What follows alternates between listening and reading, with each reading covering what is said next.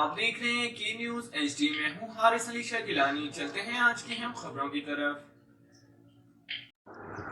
रुक करेंगे साहिवाल का, जहां से रिपोर्ट कर रहे हैं हमारे नुमाइंदे अली रजा। साहिवाल में दो औरतों का एक ग्रुप पकड़ा गया।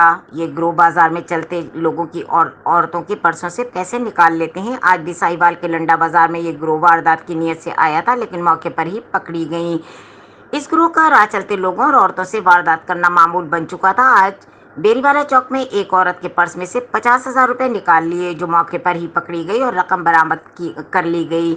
इन औरतों को पकड़कर बाजार के अमले ने 15 पर कॉल की और हवाला पुलिस थाना सिटी कर दिया गया। मजीद खबरों और अपडेट्स के लिए हमारे साथ रहिएगा। तब तक के लिए अपना ख्याल रखिएगा। अल्लाह हाफिज।